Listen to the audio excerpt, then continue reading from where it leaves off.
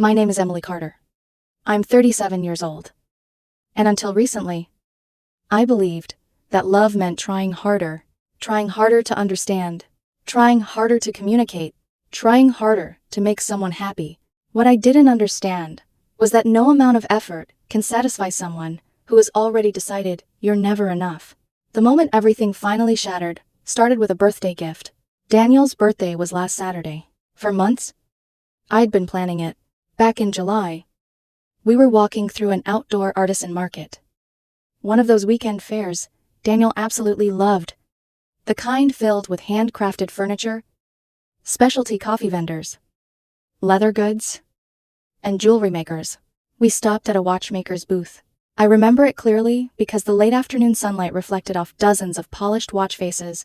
Daniel picked up a classic stainless steel watch with a dark blue dial. He held it toward the light. The blue shimmered. For a second, he smiled. "Look at this," he said. I stepped beside him. "It's beautiful." He turned it over in his hands. "Maybe someday." Then he set it back down. We continued walking, but I noticed something. A few minutes later, he doubled back, picked it up again, examined the craftsmanship, asked the vendor a few questions, then reluctantly put it back. The entire drive home, he kept talking about how rare it was to find something built with such attention to detail. I made a mental note. The following week, I drove back alone, bought the watch, had it professionally boxed, then hid it in my office closet. For 4 months, every time I saw the package, I felt excited. This year would be different. This year, I got it right. At least that's what I thought. The birthday itself seemed perfect. I reserved a table at the restaurant where we'd had our first date 9 years earlier. Amazingly, they still had records. They even gave us the same corner table near the window. I bought his favorite wine, the expensive bottle we'd discovered during a weekend trip years ago. I filled the dining room with white lilies, not because he asked for them, because every time we passed a florist, he always stopped to admire them. The entire evening felt warm, comfortable, hopeful. Daniel laughed during dinner. He held my hand across the table. He thanked me for remembering the restaurant. For a few hours, it felt like the version of us I had spent years trying to preserve. When we got home around 8 o'clock, we settled onto the couch with wine. The gift sat on the coffee table, wrapped in navy paper with a silver ribbon. Daniel smiled. "You didn't have to get me anything." I laughed. "Just open it." He carefully untied the ribbon, exactly the way he always did. Then he lifted the watch from the box, and everything changed. His smile disappeared. The room suddenly felt colder. He stared at the watch for several seconds. "What is this?" I blinked. "The watch from the artisan market." His expression hardened. "I don't want this." For a moment, I thought he was joking. "What? I don't want it." I laughed nervously. "You looked at it 3 different times. Months ago. You said maybe someday." I was being polite. I stared at him. "You picked it up multiple times." I was making conversation with the vendor.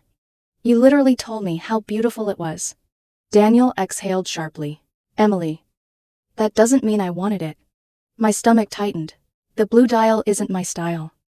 The band is too bulky. I'd never actually wear this. I felt something inside me wobble. "You said maybe someday." People say things. "You said you loved the craftsmanship." I was being nice. The excitement I'd carried for months began draining out of me. Slowly, painfully, like air escaping a punctured tire, I swallowed. "What would you have wanted?" His answer came instantly. "I want you to know me." The words hit harder than I expected. "What does that mean?" "It means we've been married 9 years. His voice grew sharper. "It means you shouldn't still be guessing."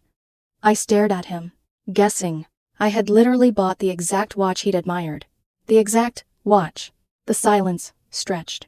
Then he said the sentence that would replay in my mind for weeks. "You don't know me at all." My chest tightened. Daniel stood abruptly. "You always do this." "What?" "You buy things that sound thoughtful, instead of things I actually want." I felt heat rising into my face. "I spent months planning tonight. The wrong effort doesn't count." Then he did something I never expected. He picked up the watch and threw it. Not hard enough to injure me, but hard enough to make his point. I caught it instinctively. The metal band wrapped around my fingers.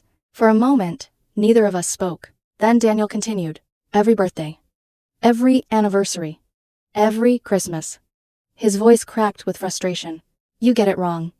I stared at him in disbelief. What are you talking about? You never listen. I listen. All the time. No. You listen to what you want to hear?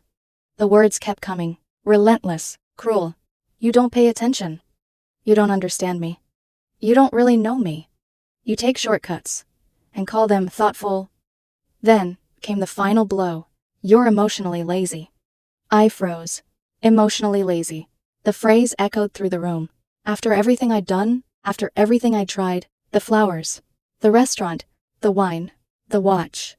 9 years of trying. And somehow I was lazy. I slowly placed the watch on the coffee table, right beside the untouched wine glasses. The flowers suddenly looked ridiculous. Like props in a play nobody wanted to watch. Okay, I said quietly. Daniel folded his arms. That's it. What else is there to say? You should apologize. I almost laughed. Instead, I stood, walked past him, and headed toward my home office. Behind me, I could hear him pacing. Still angry. Still convinced he was the victim. The moment the office door closed, silence swallowed me. I sat at my desk, opened the bottom drawer, and pulled out a folder that had been sitting there for 6 months. 6 months earlier, after another explosive argument about a Valentine's Day gift, I'd quietly consulted an attorney, not because I wanted a divorce, because I needed to know my options, because somewhere deep down, I was beginning to realize that no matter what I did, it would never be enough. Inside the folder sat draft separation papers, prepared, waiting, unfinished. Until now, I stared at them for a long time. Then something surprising happened. My hands stopped shaking. For the first time all evening, I felt calm, not happy, not angry, just clear, like fog lifting. I signed the final page, dated it, notarized it, then closed the folder. The decision felt terrifying and strangely peaceful. As I slid the papers back inside, my eyes landed on another file. Daniel's SUV registration. The silver luxury SUV I'd purchased 3 years earlier as an anniversary gift. A gift he had complained about countless times. Too large. Wrong color. Poor fuel economy. Wrong trim package. Not exactly what he'd wanted. I remembered every complaint, every criticism, every disappointed sigh. Slowly, I removed the registration. A thought formed. Cold, clear, unavoidable. I stood up, walked into the kitchen, and placed the document directly in the center of the island, where he'd see it first thing in the morning. Then I turned off the lights, walked to the guest bedroom, and lay awake, staring into the darkness, listening to the distant sound of Daniel crying behind the closed door of our bedroom. For years I would have gotten up, comforted him, apologized, tried to fix it. That night, I didn't move, because for the first time in 9 years, I wasn't trying anymore. Sunday morning arrived quietly, too quietly. I woke at 7, made coffee, and sat at the kitchen table with both hands wrapped around the mug. The SUV registration sat on the island like a loaded weapon. Daniel came out around 8:30. His eyes were swollen. His hair was messy. For half a second, I almost felt guilty. Then he saw the document. What's this? Look at it. He picked it up. At first, his expression was annoyed, then confused, then pale. What did you do? I corrected an oversight. His eyes snapped up. What does that mean? The SUV has always been titled in my name. I paid cash for it. Yesterday afternoon, I removed you as an authorized driver and confirmed sole ownership. His mouth opened, closed, then opened again. You can't do that. I did. That's my car. No. Daniel. It's my car. His face twisted. It was a gift? I nodded slowly. So was the watch? His jaw tightened. You're insane. No, I'm done. He stared at me like I had become someone unfamiliar overnight. Maybe I had, or maybe this was the first time he was seeing the real me without fear in my eyes. How am I supposed to get to work? Bus. Uber. Carpool. Buy your own. You know I can't afford that right now. Then maybe you shouldn't throw away things people give you. His eyes filled with tears. This is cruel. Cruel is spending 9 years making someone feel stupid for loving you wrong. He flinched, but only for a second. Then anger came back. Over a watch? No. I stood over birthdays, anniversaries, holidays, dinners, vacations. Every time I tried. You found the flaw first. He looked away. That's not fair. It's documented. That made him go still. I hadn't meant to say it yet, but there it was. His voice dropped. What do you mean, documented? I mean, I started keeping records when I realized I was beginning to doubt my own memory. Silence. The kind that tells you someone finally understands the ground beneath them is cracking. He tried to grab the registration. I moved it out of reach. Keys are in my office. Emily. If you take the SUV, I report it stolen. His face collapsed. You would really do that to your husband? I looked at him for a long moment. My husband threw my gift at me and called me emotionally lazy. He said nothing. I took the registration and walked back to my office.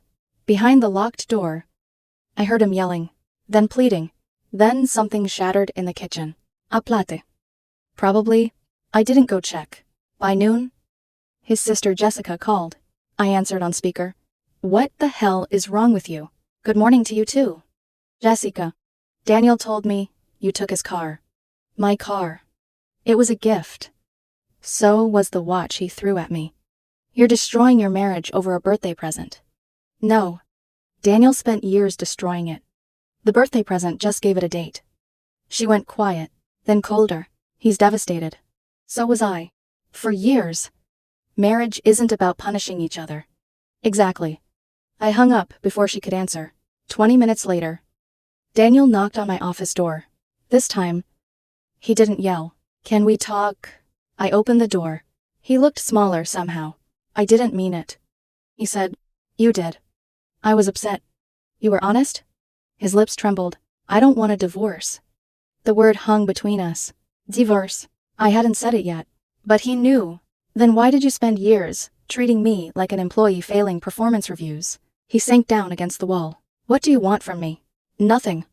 He looked up. That's the problem. Daniel. I don't want anything anymore. Tears slipped down his face. If I apologize, can I have the SUV back? And there it was. Not remorse. Negotiation. I closed my eyes. No. Why? Because you're apologizing to get the car back. I'm apologizing because I hurt you. Tell me how. He froze. I waited. His mouth moved. But no answer came. Finally, he whispered, I made you feel bad. I almost smiled from the sadness of it. After 9 years. That's all you understand. He covered his face. I stepped back into the office. I filed the papers this morning. You'll be served in a few days. He looked up sharply. You actually filed? Yes. You didn't even give us a chance. I gave us 9 years. That night, he slept in the guest room. I stayed in the bedroom. For the first time in years. The house did not feel peaceful, but it felt honest. Monday evening. He made dinner. My favorite pasta. The one his grandmother had taught him. He set candles on the table, poured wine, tried to smile. I've been thinking, he said. I sat across from him. About the pattern. Okay. You were right. I've been critical. I waited. I want counseling. I want to understand why I do it. Good. You should? His face softened with hope. Together. No. The hope disappeared. Why not? Because this isn't a marriage problem anymore. It's a you problem. He stared at me as if I'd slapped him. We're married. We're separated. But we could fix this? No. Daniel. You could fix yourself. I won't be your practice ground anymore. His fork slipped from his hand and struck the plate. The sauce splattered across the white tablecloth. Neither of us moved. You really mean it? He whispered. I do. He began crying again. This time I felt the grief, but not the urge to rescue him. That difference told me everything. Tuesday morning. I received the first phone call from Daniel's father. I knew it was coming. Families like his always rallied around the same story. Someone was hurt. Someone had to be blamed. And it was never their son. I answered while sitting in my downtown office. The city skyline stretched beyond the glass windows behind me. Emily. His tone was already disapproving. I hear you're divorcing my son. That's correct. A long pause. Over what exactly? I leaned back in my chair. Ask Daniel. I'm asking you. For years, I would have carefully chosen my words, softened them, protected everyone's feelings. Not anymore, because I spent 9 years trying to earn approval that never came. Silence. Then a dismissive laugh. That's ridiculous. Is it? Marriage is hard. I know. You don't walk away because someone says hurtful things. No. I look down at the stack of documents sitting beside my laptop. You walk away when someone says hurtful things for 9 years. His voice hardened. Daniel loves you. I felt something cold settle inside my chest. No. What? He loves a version of me that never exists. What does that even mean? It means he loves the woman who somehow always knows exactly what he wants. I stood and walked toward the window. The woman who never disappoints him. The woman who never gets anything wrong. The woman who reads his mind. His father exhaled heavily. You're making a mistake. Maybe. But it's mine to make. I hung up. Then I blocked his number. A minute later, I blocked his mother. Then, Jessica. For the first time in years. I felt no guilt doing it. Just relief. Pure relief. That evening, I returned home. Daniel was sitting alone in the living room. The television was on. Muted. He looked exhausted. Like he hadn't slept. When I entered, he immediately stood. We need to talk. I set my purse down. We've talked? No. You've talked? Isahil. Okay. His eyes were red. You really think I don't respect you? The question surprised me, because for the first time, it sounded genuine. Not defensive. Not angry. Genuine. I sat across from him. Do you want an honest answer? Yes. I held his gaze. I think you respected what I did for you. His expression tightened. But I don't think you respected me. The words landed hard. I saw it. He looked away first. I never meant to make you feel that way. I know. His head snapped up. You know, intent and impact aren't the same thing. That shut him up. For several seconds, neither of us spoke. Then he whispered something I hadn't expected. I thought you knew I appreciated you. The sadness in his voice almost broke my heart. Almost. I spent years hoping you did. He lowered his head, and for the first time, I saw something dangerous. Not anger, not sadness, regret. Real regret.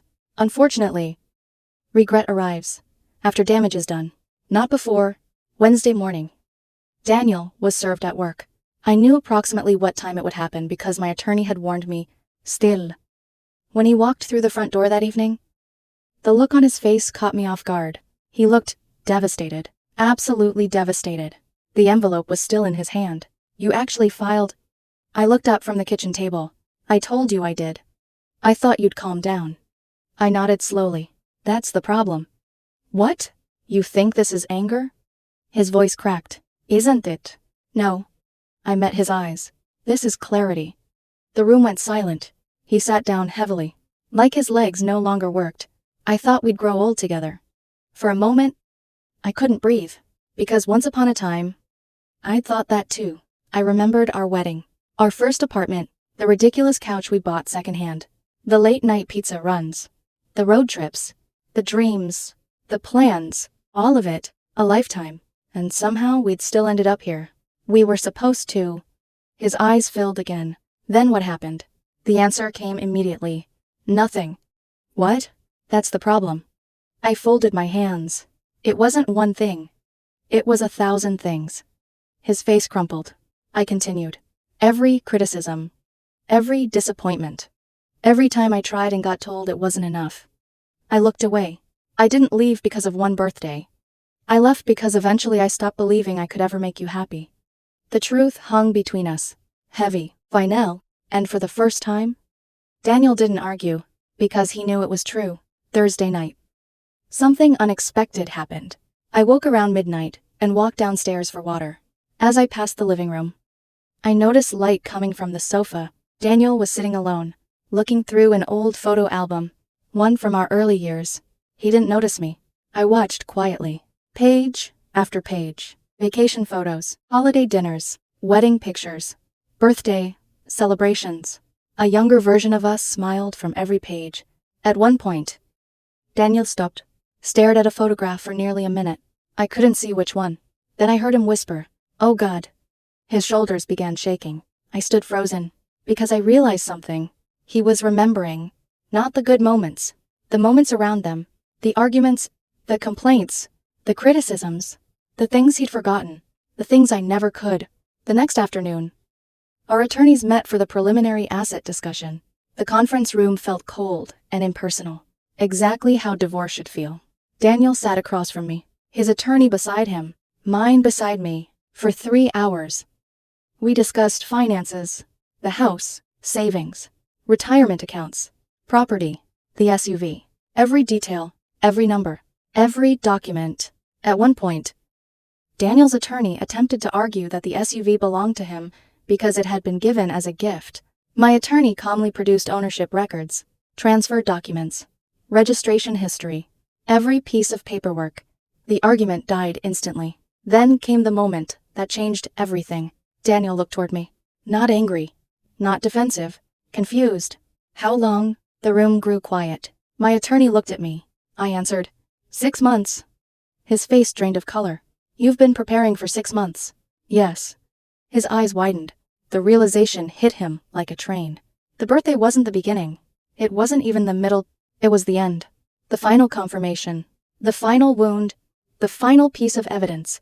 Everything suddenly made sense to him. The folder. The paperwork. The calmness. The certainty. The lack of hesitation. He wasn't losing me because of a watch. He had already lost me months earlier. The watch had simply revealed it. His voice broke. So when I threw it, I nodded. Something finally snapped. The room became painfully quiet. Daniel looked down at the conference table. And for the first time since this began, he truly understood. Not enough to save the marriage, but enough to understand why it ended. The divorce was finalized 6 weeks later. No dramatic courtroom showdown. No screaming matches.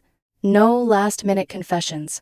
Just signatures, paperwork, and the quiet ending of a 9-year marriage.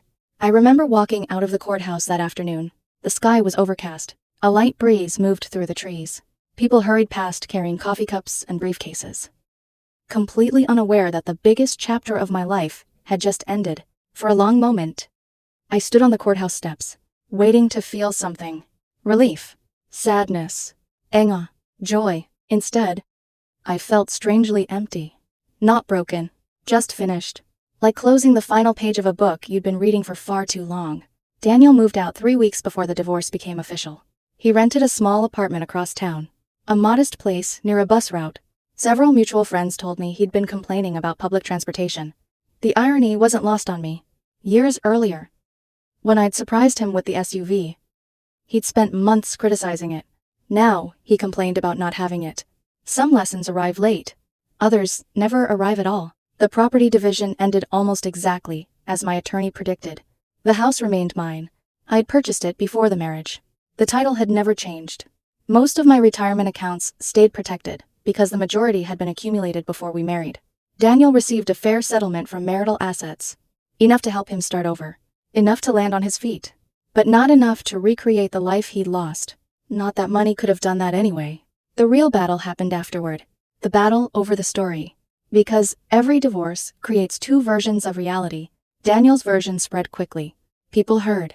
Emily divorced her husband over a birthday present. Emily took his SUV. Emily planned everything behind his back. Emily overreacted. At first, several friends believed it. Honestly, I understood why. If someone had summarized my marriage in a single sentence, it probably would have sounded ridiculous to me too. Then a few people asked for my side. Those conversations changed everything. I never argued, never attacked Daniel. I simply showed them what I had documented. Years of text messages, emails, screenshots, notes, patterns, evidence. One friend sat in my kitchen reading through everything for nearly an hour. When she finished, she looked up slowly. My God. I remember nodding, because that had been my reaction too. Not to any individual message, to the accumulation. One criticism means little. 1,000 criticisms become a worldview. Several mutual friends eventually apologized. A few quietly distanced themselves from Daniel. Others admitted something surprising. We always thought he was a little hard on you. We just didn't think it was our place to say anything. Those admissions hurt more than I expected. Because they confirmed something painful. People had noticed. They just stayed silent. Daniel's family never changed their opinion. His mother still blamed me. His father still insisted I had destroyed a good marriage. Jessica still called me vindictive. I stopped caring. For years. I desperately wanted their approval. Now their opinions felt distant. Almost irrelevant. The first month alone in the house was strange. Every room carried memories. Some good. Some painful. Some both. At first, I considered selling. Starting over somewhere else. Then one morning I woke up and realized something. I wasn't the one who needed to leave. So I stayed, and I changed everything. I repainted the living room. Replaced furniture. Turned the spare bedroom into a reading room. Moved pictures. Changed lighting. Bought artwork Daniel would have hated. Every decision felt like reclaiming territory. Piece by piece. Wall by wall. Room by room. The house slowly became mine again. Not ours. Mine. One evening. About 2 months after the divorce. I was reorganizing shelves when I found something unexpected. The watch box. The one from Daniel's birthday. For a long time, I simply stared at it. The memory returned instantly. The restaurant. The flowers. The wine. The gift flying through the air. The look on his face. The look on mine. I opened the box. The watch was still there. Untouched. Perfect. I held it in my hands. And for the first time since everything happened, I cried. Not because I missed Daniel. Not because I regretted the divorce. I cried for the woman who had spent 9 years believing she simply needed to try harder. The woman who kept adjusting herself, explaining herself, defending herself, improving herself, hoping one more effort would finally be enough. She deserved better. I gently closed the box, then placed it back on the shelf, not as a symbol of failure, as a reminder of what happens when love becomes conditional. Life continued, slowly, carefully, peacefully. About 4 months later, I agreed to a coffee date. Nothing serious. A friend had introduced me to a man named Ethan Parker, 40 years old, architect, divorced, funny without trying to be, confident without arrogance. Our first date lasted 90 minutes. Our second lasted 3 hours. By the third, I found myself laughing more than I had in years. What surprised me most wasn't the attraction. It was the ease. No walking on eggshells. No analyzing every sentence. No fear of disappointing someone. Just conversation. One evening after dinner, Ethan walked me to my car. As I reached for my keys, he noticed a bracelet on my wrist. A simple silver bracelet I'd bought for myself. Nothing expensive. Nothing remarkable. I like that. I glanced down. This? He smiled. It suits you. The comment lasted maybe 2 seconds. A completely ordinary observation. Yet it hit me harder than I expected, because I suddenly realized something. In 9 years of marriage, Daniel had never complimented something I chose for myself. Not my clothes. Not my haircut. Not my decorating ideas. Not the countless little decisions that made me who I was. The realization wasn't devastating anymore. Just illuminating. Like turning on a light in a room that had always been dark. Months passed. The house stopped feeling lonely. The silence stopped feeling empty. Instead, it became peaceful. Comfortable. Mine. Sometimes people still ask whether I regret it. Whether the divorce was too extreme. Whether I should have tried counseling. Whether I should have given him another chance.